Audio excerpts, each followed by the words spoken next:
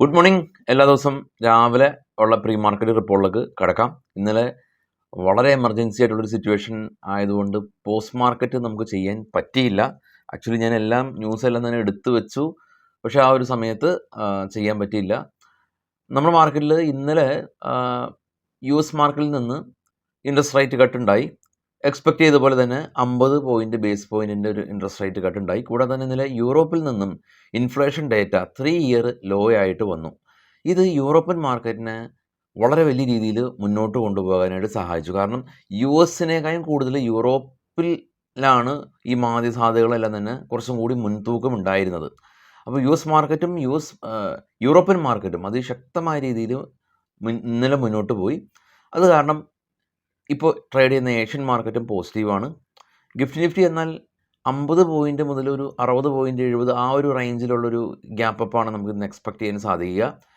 ഇന്നലെ Indian market ഒരു profit booking കണ്ടതിൻ്റെ ഒരു കാരണം ഇന്നലെ FIs വിദേശ ധനകാര്യ സ്ഥാപനങ്ങൾ ഇന്ത്യൻ മാർക്കറ്റിൽ നെറ്റ് സെല്ലേഴ്സ് ആയിരുന്നു.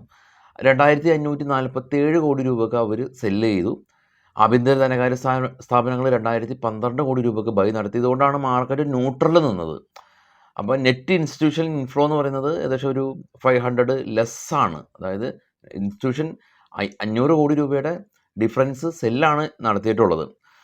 ഇനി റീറ്റെയിലേഴ്സ് എന്നാൽ നല്ല രീതിയിൽ മുന്നോട്ട് പോയി. പക്ഷേ മാർക്കറ്റ് ഇടിഞ്ഞപ്പോൾ എല്ലാ ആൾക്കാരും ഒന്ന് പാനിക്കായി. എല്ലാ ആളുകളും മാർക്കറ്റ് എന്താണ് ആ ഒരു പെർഫോമൻസ്, ഏഷ്യൻ മാർക്കറ്റിൻ്റെ പെർഫോമൻസ് ഇല്ലാത്തത് ഇന്ത്യൻ മാർക്കറ്റിൽ എന്നുള്ള രീതിയിൽ ഒരുപാട് ക്വസ്റ്റ്യൻസൊക്കെ ചോദിച്ചു. ഇതിൻ്റെ പ്രധാന കാരണം ഇന്ത്യൻ മാർക്കറ്റിൽ അത് ഓൾറെഡി റിഫ്ലക്റ്റ് ചെയ്യപ്പെട്ടിട്ടുണ്ട്.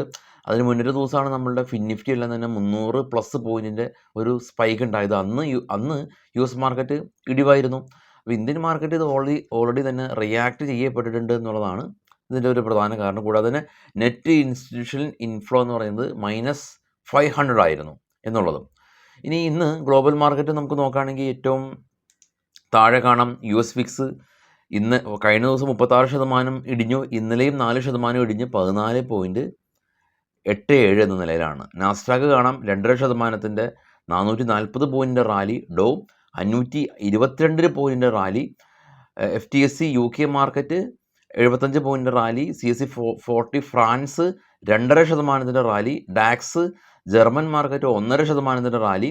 ഇന്ത്യ വിക്സും ഇന്നലെ ഏകദേശം ഒരു 7% ഫോളായി 12.4 എത്തിയിരുന്നു. ഇപ്പോൾ ട്രേഡ് ചെയ്യുന്ന ഡോ ഫ്യൂച്ചർ ഫ്ലാറ്റാണ്. നിക്കി ജപ്പാൻ മാർക്കറ്റ് 2 ദിവസം കൊണ്ട് ഏകദേശം ഒരു 4% സ്പൈക്ക് രേഖപ്പെടുത്തി. കൊറിയ, ജപ്പാൻ, ഓസ്ട്രേലിയയിലെ തന്നെ പോസിറ്റീവ്.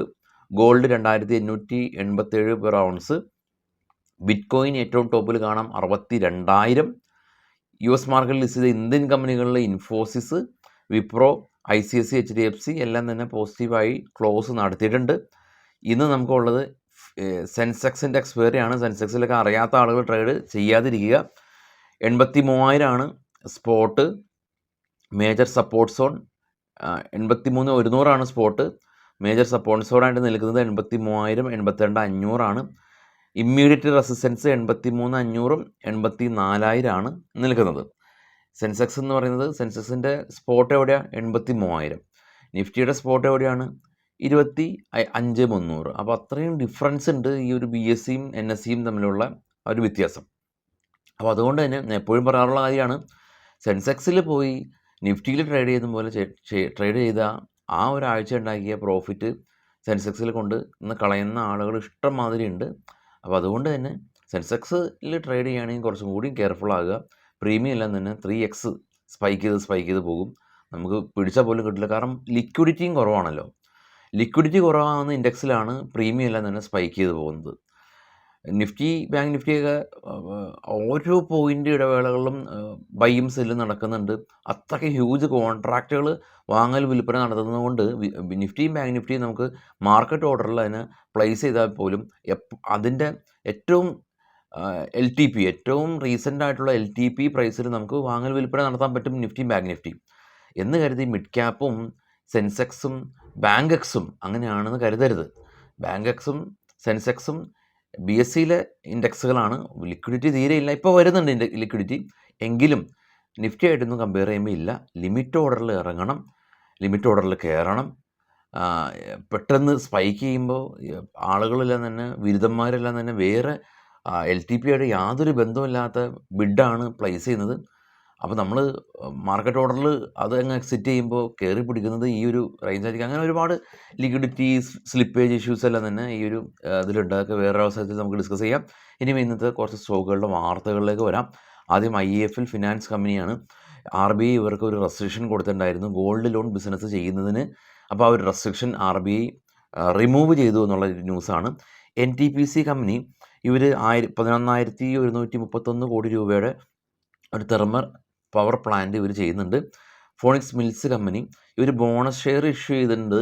അപ്പോൾ ഇന്നലെ ആയിരുന്നു അതിൻ്റെ റെക്കോർഡ് ഡേറ്റ്. ഫോണിക്സ് മിൽസ് എന്ന് പറയുന്നത് ആക്ച്വലി ഒരു റിയാലിറ്റി കമ്പനിയാണ്. ഇവർ വലിയ പോഷ് ഏരിയയിലെല്ലാം തന്നെ കൊമേഴ്ഷ്യൽ കോംപ്ലക്സ് പണിയും മോൾസ് പണിയും. ഇവർ തന്നെ ഈ ഒരു മോൾസ് ഓപ്പറേറ്റ് ചെയ്യും. അപ്പോൾ ആ രീതിയിൽ ഇവർ 891 കോടി രൂപ മുടക്കി പഞ്ചാബിലും മൊഹാലിയിലും ഒരു ഭയങ്കര പോഷായിട്ടുള്ളൊരു ലാൻഡ് അക്യൂർ ചെയ്തെന്നുള്ള ന്യൂസ് ഉണ്ട്. റാനെ ഹോൾഡിംഗ് കമ്പനി ഇവർ റാനെ NSK സ്റ്റീറിംഗ് സിസ്റ്റം എന്ന് പറയുന്ന ഇവരുടെയും മറ്റൊരു കമ്പനിയുടെയും ജോയിൻറ്റ് വെഞ്ചർ കമ്പനിയാണ്. അപ്പോൾ ആ ജോയിൻറ്റ് വെഞ്ചർ കമ്പനിയിൽ റാനെ ഹോൾഡിംഗ് 51% അഡീഷണൽ സ്റ്റേക്ക് അക്യൂർ ചെയ്ത് പൂർണ്ണമായിട്ട് അവർ അക്യൂർ ചെയ്തെന്ന് പറയാം. ബജാജിൻ്റെ CEO ഇന്നലെ പറഞ്ഞൊരു കാര്യം, ബജാജിൻ്റെ രാജീവ് ബജാജ് അദ്ദേഹം ഇന്നലെ പറഞ്ഞ കാര്യം, ഈ ബജാജ് സ്റ്റോക്ക് 20,000 ടച്ച് ചെയ്തേക്കാമെന്നുള്ള ഒരു കാര്യമാണ് അദ്ദേഹം പറഞ്ഞത്. ഐഡിയ സ്റ്റോക്കിനെ സംബന്ധിച്ച് ഇന്നലെ 10% ഫോൾ ഉണ്ടായിരുന്നു. അപ്പോൾ ഇവരുടെ AGRൻ്റെ ഡ്യൂ എല്ലാം തന്നെ സെറ്റിൽ ചെയ്യണമെന്നുള്ള ഒരു കാര്യമൊക്കെ ഐഡിയ സ്റ്റോക്കിന് ഇന്നലെ അത് 10% ഇടിവിന് കാരണമായി. ഇൻഡസ് ടവറും അതേ കാരണം കൊണ്ട് ഇടിഞ്ഞിട്ടുണ്ട്. അതേസമയം ഇന്നലെ എയർടെൽ എല്ലാം തന്നെ ശക്തമായിട്ട് ഒരു മാർക്കറ്റ് ക്യാപ്പ് എല്ലാം തന്നെ വളരെ വലിയ രീതിയിൽ ഉയർന്നു. ഇന്ത്യയിലെ ഏറ്റവും കൂടുതൽ മാർക്കറ്റ് ക്യാപ്പുള്ള 4ാമത്തെ കമ്പനിയൊക്കെ ആയിട്ട് മാറി. അപ്പോൾ എനിവേ പവർ മെക്ക് കമ്പനിക്ക് 861 കോടി രൂപയുടെ ഓർഡർ കിട്ടി. ജിൻഡാൽ സ്റ്റീൽ 1,500 കോടി രൂപ മുടക്കി ഇവരുടെ ജിൻഡാൽ സ്റ്റീലിൻ്റെ മാനുഫാക്ചറിങ് ഫെസിലിറ്റിയുടെ കപ്പാസിറ്റി ഉയർത്താനായിട്ട് കമ്പനി തീരുമാനിച്ചു. ബ്രെയിൻ ബീസ് സൊല്യൂഷൻ കമ്പനി, ഇങ്ങനെ പറഞ്ഞാൽ അറിയില്ല, ഫസ്ക്രൈ എന്ന് പറഞ്ഞാൽ അറിയാം. ഫസ്ക്രൈ കമ്പനി ഇവർ 2 ബ്രോക്കറേജാണ് ഇവർ അപ്ഗ്രേഡ് ചെയ്തത്. BofA സെക്യൂരിറ്റീസും മോർഗൻ സ്റ്റാൻലി എന്ന് പറഞ്ഞ കമ്പനി. ഫസ്ക്രൈ നിങ്ങൾക്ക് അറിയാവുന്ന കമ്പനിയാണ്. കുട്ടികളുടെ എല്ലാം തന്നെ ഉടുപ്പും അങ്ങനെയുള്ള ഡ്രസ്സുകളും ഇപ്പോൾ കേരളത്തിലുടനീളമുണ്ട്.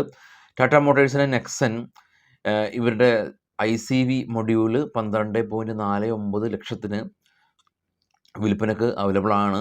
ലിമിറ്റഡ് ഓഫറാണ്. നസാറ ടെക് ഇവർ ഇന്നലെ ഒരു പുതിയ അക്വിസിഷൻ നടത്തി. സ്പോർട്സ് കീഡ എന്ന് പറഞ്ഞ ഒരു കമ്പനീനെ അക്വിസിഷൻ നടത്തിയിട്ടുണ്ട്.